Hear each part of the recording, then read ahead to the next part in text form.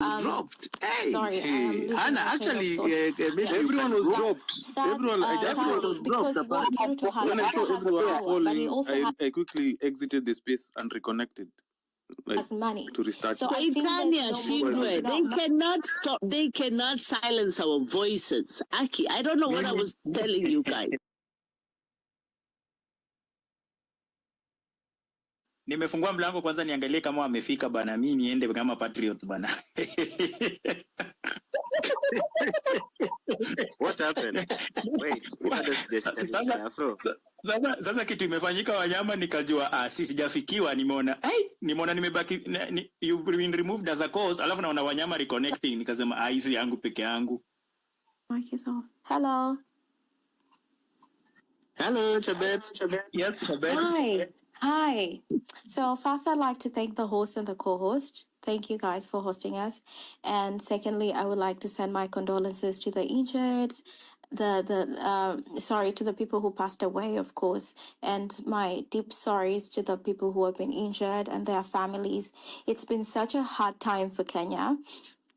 Sadly, I would like to encourage the Gen Zs. I'm not a Gen Z. I am a millennial, but I would like to really encourage the Gen Zs. You have made us so proud, and we are standing right beside you. There was a discourse that I wanted to address. I saw as I was scrolling Twitter and X and reposting, I saw people start saying, "Oh, the people in diaspora are inciting us, and you guys are so far away." I personally, I understand the frustration, knowing that we are definitely really far away and we are safe. And as we post and say, "Oh, guys, don't stop, keep going," that people who are home and are on the front line can be discouraged. I personally, I want to say that I have been dying for a revolution in Kenya. Since it started, I was like, that's it, that's my moment. Because I think what people don't understand, as much as might be opportunity out here, we do not feel at home. Anybody who is far away will tell you the weather does not agree with us. We are never really welcomed, and everybody's dream is to always go home. But where do we go if we don't have a home in the first place? So what I'll ask, like the people who are in the diaspora, I'll ask you guys, maybe don't take the front line in telling like the people on the front line what to do. Just, I think, an encouragement.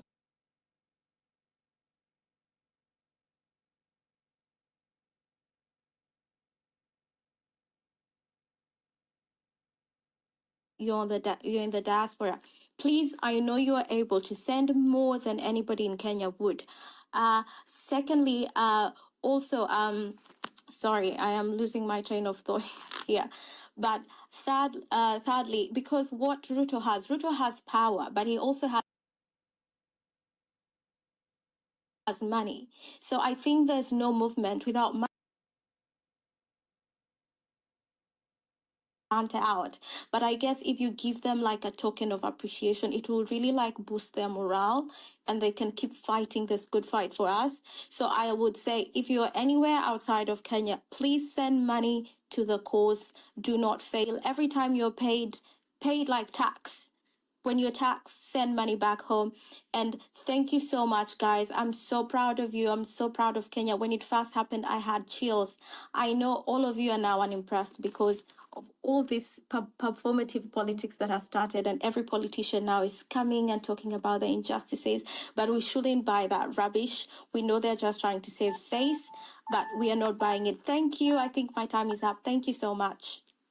Ngojea Owino, kabla hujapatia mtu mwingine na Afrocentric. Hey, yani nilikuwa naongea, I was talking, and all of a sudden I find myself outside the space. Guys, listen, kwanza, please, kwanza, everybody that's here, we are so many of us, we are all here, keep that hashtag going. Hapo kwenye comment section, mimi sioni hiyo hashtag ikienda, nataka ikuwe 5,000. Tuko kwa mpambano. Next door, you know what is going on, what is happening. So you guys are here. You're here for a reason. You're here because you genuinely care. You're here because your voices matter. You're here because you're not falling for the sideshows. Tumeelewana ama tujaelewana? Let that hashtag trend right in front of their faces. That's number one. Number 2, let's not tusijishughulishe na hizi side shows.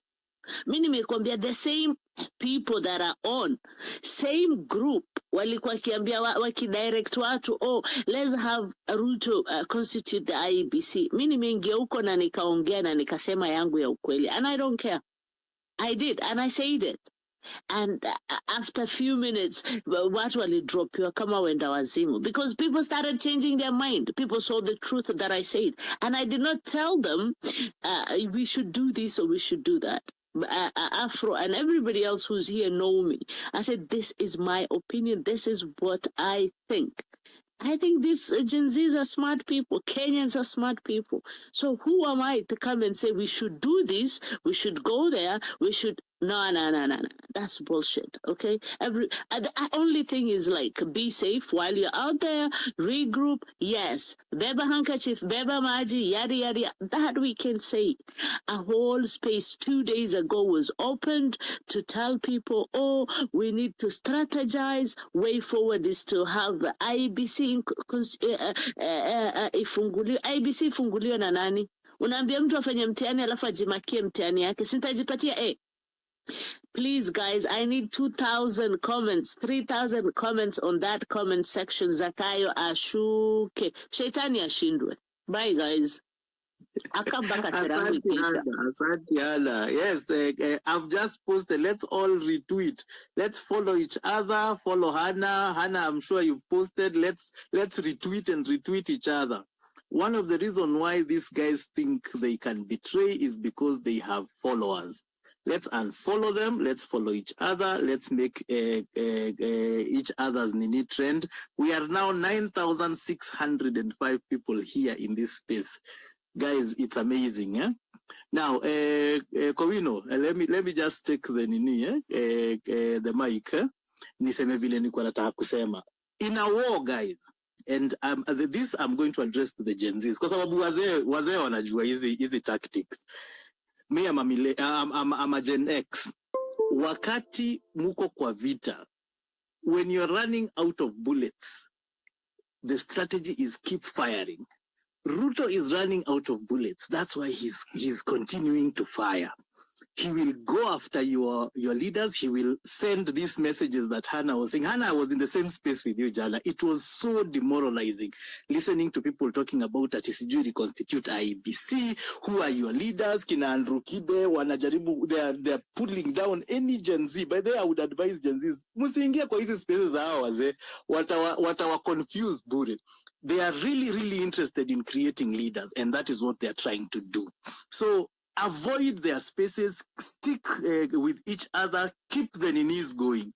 I wish we have more people telling us who the injured and the dead in Githurai are, because we need to push these names out and to honor our heroes.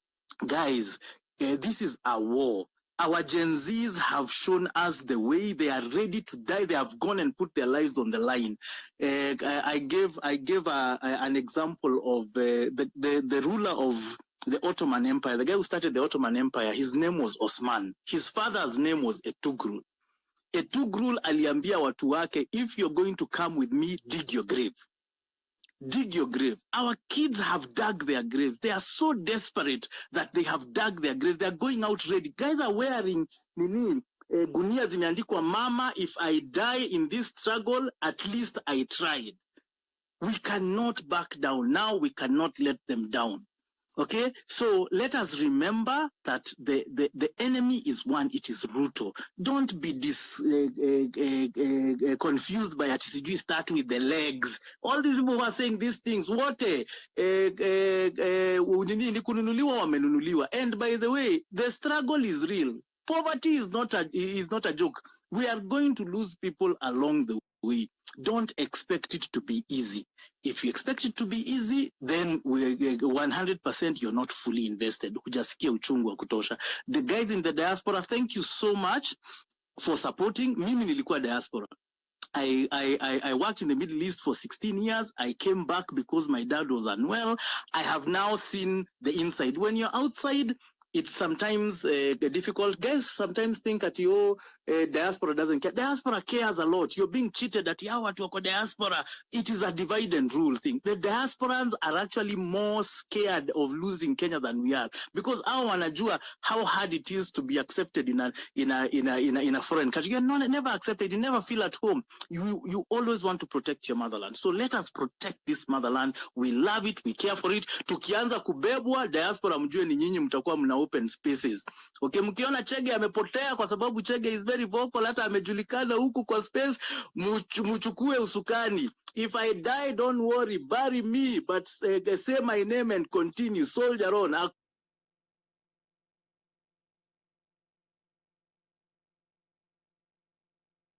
There is no going back. We are saving this country from the oligarchs. They know what to do. They have not done it. Hata saa hii ame apologize. Ame apologize kwa nini kabla ingia space? Kwa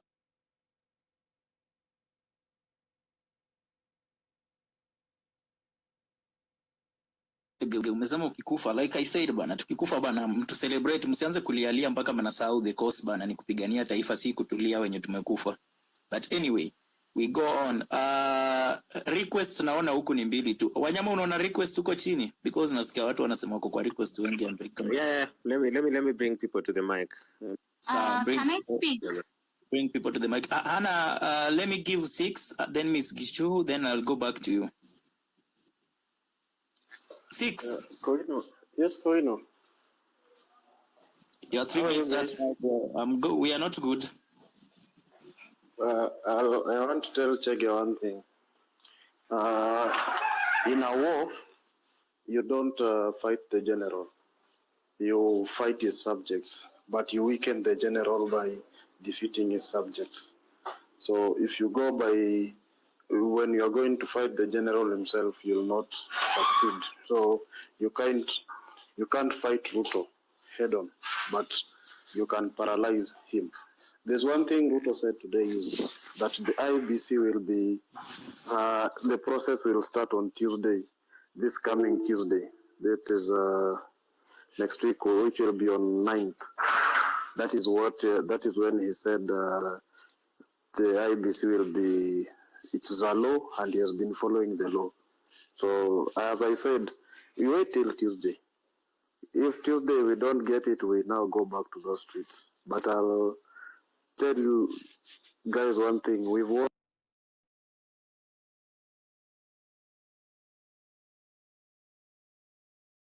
this war. We really won this war. The general and brought him to his feet and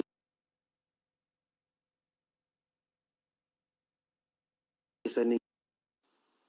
The only thing that man has been arrogant is about his friends, because he knows without his friends he will not be where he is. He fires a CS and the CS will go behind his back na atatoboa siri the way Alfred Keter is doing right now. So that is what is happening right now, and he's saying he's going to have a reshuffle. So what I'll tell you guys, the war is not lost, we've won. At least let me answer Wanyama first. Wanyama, I'll tell you one thing, and I'll say this on this space. I hate Ruto with the passion. Even if Ruto was here and here, those people almost burned my dad's house down because that my dad was vying with a PNU ticket back in 2007. I hate Ruto with the passion. I'll tell you that for free. Hata akwe ni yeye ako hapa, I cannot vote for him. While I'm just talking, I don't want more lives to be lost because we are going on the streets to fight. I want us now to fight this war strategically. And I said it on an earlier on space. Ruto beat us with strategy. Don't you think he's stupid when he comes to put a presser at 1 p.m. before he goes to the spaces? He's not stupid. He knows what he's doing. I'm putting this presser. I'm going to convince parents who are there, who are watching TV during the day. It's our old men kwa kijiji huko wamesikia Ruto hako. They are seated down. We are at work. Then he comes on a space at 2 p.m. when people are at work, so that he does not get the whole crowd that he wanted. That was a planned space. Who was his co-host? Osama was the host. Muhammad Ali was the co-host. It's strategy-wise. And if we go on this war without a strategy, we will not win. If we go na kifua, tutapigwa marisasi, tutapigwa ubongo zetu zitatoka. We will come back here to say, we are praying for the fallen heroes. Again, to go out and get more fallen heroes. That is not what we want. We want to paralyze this man by his feet, so that when we go next, we are going to strike with strategy. That is what we should be working on. The IBC is going to be constituted. If he stands by his word on Tuesday, then we will start by that. When it has been constituted and it has been formed, we go for his members of parliament. Recall each and every one of them till the last one who voted yes. That is what we should be planning out right here. But if we say that we go out to fight, I'm very sorry, we will be beaten down.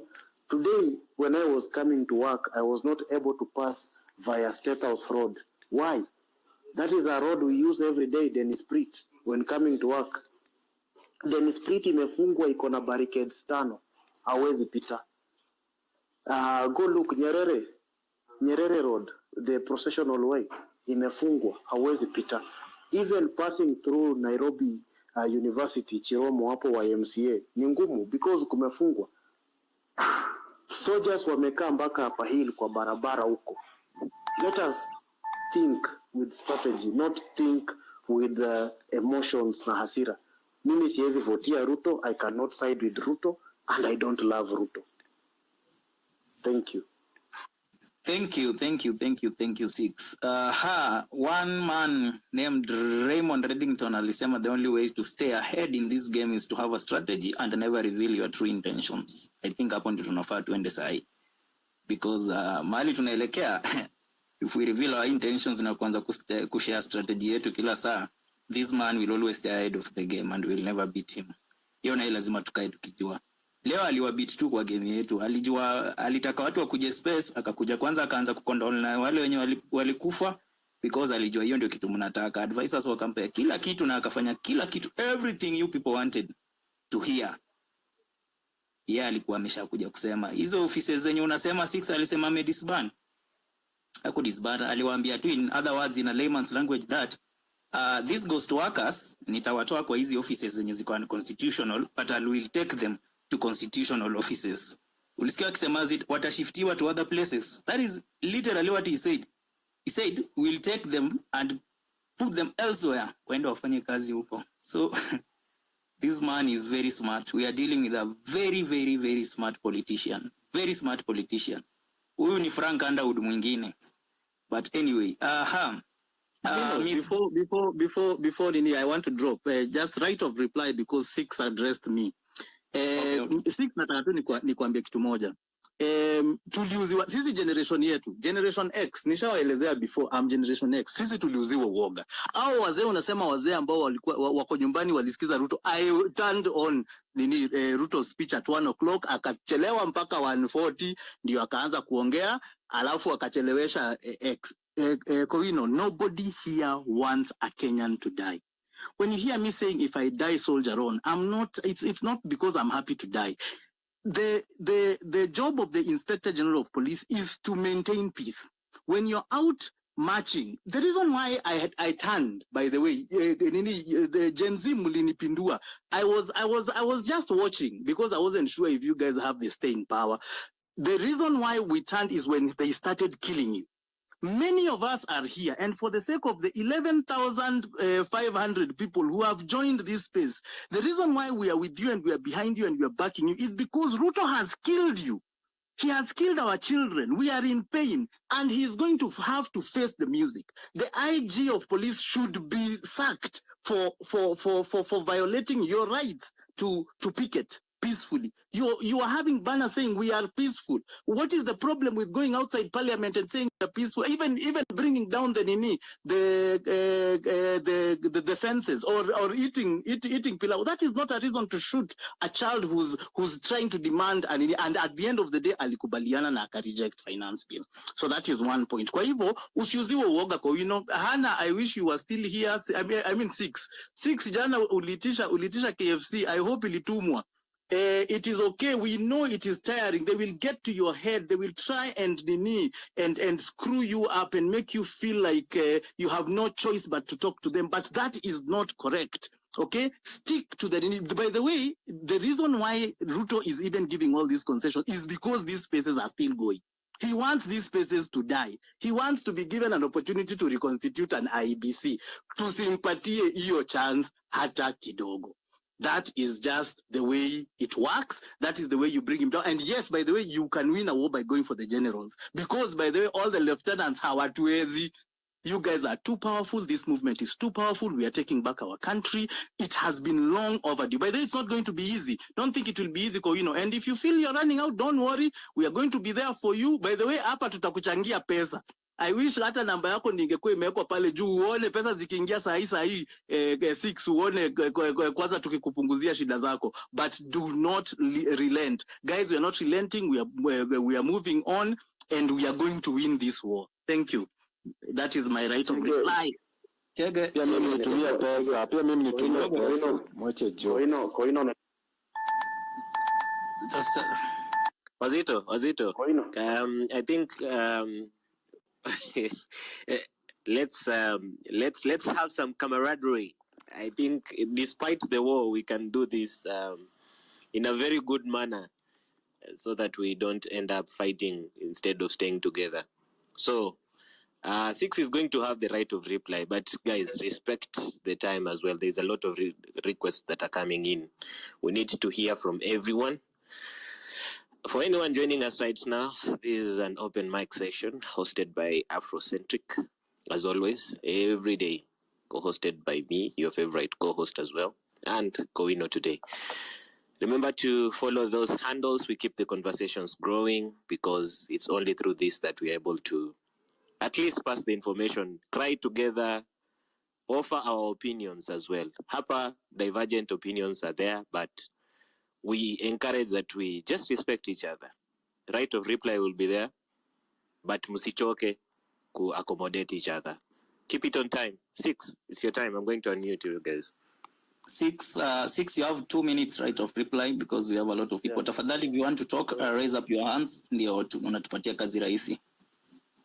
So first of all, I'll tell Chege, mimi sina shida ya pesa. I have money. Secondly, I'll say this, guys, and I'm saying it clearly. I've been working as a strategy guy for almost a year or so, and that is what I do. And I like analyzing the president's speeches, what he says, what other people say, how people think.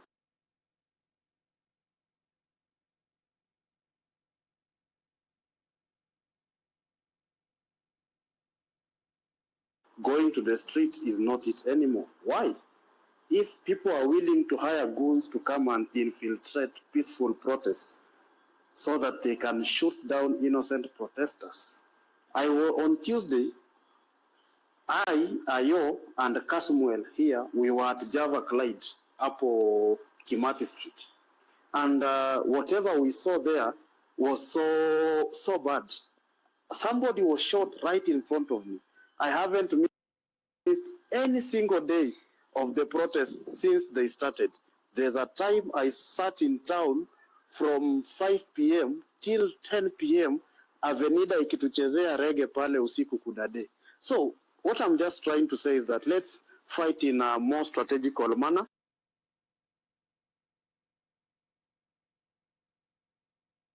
He has the whole army behind him. Why? He chose somebody from his side to head the army. And you are expecting right now they are going to go against him. No. The army hata ukiambiwa siji mood imeton. No. Those people, they take orders. And those orders say Ruto has the whole army behind him. So kindly guys, I just want to be clear. Let's be strategic as we move forward and make sure we do everything that's right. Thank you. Thank you, Six. Next we had Miss Gichuki. You have 3 minutes. Okay, thank you so much for the opportunity to speak. For me, I'm a Gen Z. I've been in the social justice space, and also I support the reconstruction of the IBC. As the previous speaker has stated, I was in the street and things are not good. We don't want to continue dying, and yet we have the opportunity now to put pressure in the right thing. Example, the reconstitution of the IEBC. This way we'll be able to recall members of parliament who went against the will of the people. Hata kama si wote, there are those who will serve as an example. Another thing, continuous voters registration. We still don't want to get to a point where come 2027, people are not registered as voters, and we don't want to lose life. So yes, as much as we really want to push and keep pressing on, for me and other young people I work with, and we have been deliberate, we have been pushing for the reconstruction of the IBC, continuous voter registration, pushing and now starting to demand for justice. The people who were killed, the police, we have evidence of the policemen who killed these people. Then after that, when they saw we were taking a record, now they started coming covered when they were covered up. So now it's for us to put pressure. But then again, IPOA, it's a government, it's supposed to call out, it's supposed to hold the policemen accountable, but it's not doing that. We have seen the president and the cabinet secretary continuously tell us that the police did what they could do to stop criminals. Already they are criminalizing us. Yes, I don't support what's happening in the country, but as this previous speaker had said, I think it's time to re-strategize. The streets are no longer safe for young people. They are not safe for anyone. So how else can we put pressure? One, ABC ikiwa reconstructed, August ikifika, we'll have those, tutakuwa tumecollect enough signature to call on these people to go back home. Another thing, we can start putting pressure on specific CSs to be wafu, to example, the one for health. Currently, I don't think she's doing anything. For her, another thing, we can put pressure on the government to drop the new medical cover, SHIF.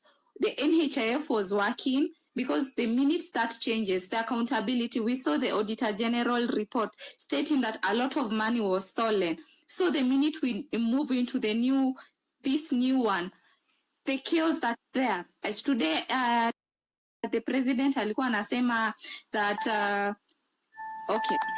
Malizia 30 seconds. Today the president alikuwa anasema that Linda Mama was consolidated in the new health insurance, which is not true, because ukiangalia ile pesa mtu anatumia kupata mtoto, it has been reduced, it has been capped in such a way that even if you go to a public hospital, you'll have to add more money even if you're in the new one. So me, I'm feeling these are the places we should put pressure. Thank you. Thank you, Ms. Gichuki. Thank you. Asante kwa kutokea maandamano. Jamaa, no giving up. The struggle continues. Mnafikiria independence ilipatikana na Maumau ku give up? They never gave up. Wenye waliuliwa, but the others soldiered on. So tukiendelea, please follow the host, follow the co-hosts, tweet this space as much as you can, create awareness, follow each other, follow kila mtu, follow the speakers, follow the listeners, follow each other. That is how we manage to create awareness on this platform. Hiyo ndio maana wanatuogopa. So tafadhali make sure you follow each and everyone, ndio tuendelee.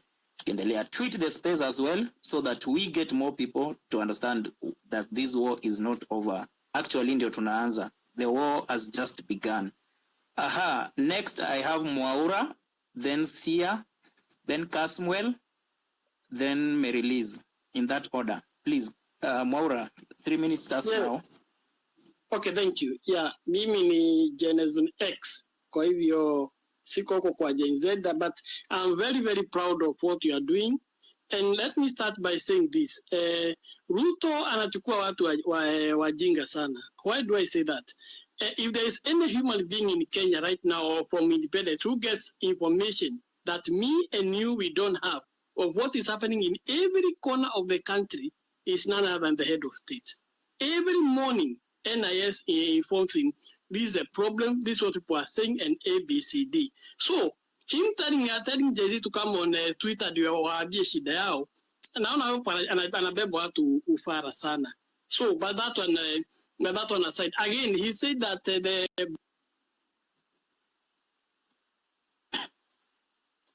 it was some gangsters who snatched a rifle or a firearm from a police officer and used it.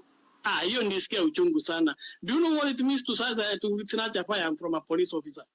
Atakubali vipi? Itakuwa ni vita hiyo, na polisi watamwagwa hapo, utaona watu watamiminwa kama zige. That's number one. So Ruto again was trying to tell some kind of lies. So me, I would like you to continue. And there's a reason as to why I'm more than happy to see what is happening in Kenya. As I've said, I'm Generation X. Those people of us who are outside the country, we are looking at what is happening because there are some of us who are investors outside the country, and we would like to come back home and invest there and give these young people employment and such and such. But with the hostile investment climate that is in Kenya now, you cannot bring your dollars in, definitely in Kenya right now. There is nothing, no initiative that can force tell an investor or encourage an investor to come and keep his or her money there at home. So I thought that, and in order to address what is happening in Kenya, one of the key things that has made the GC to be on the street is lack of employment and corruption. If Ruto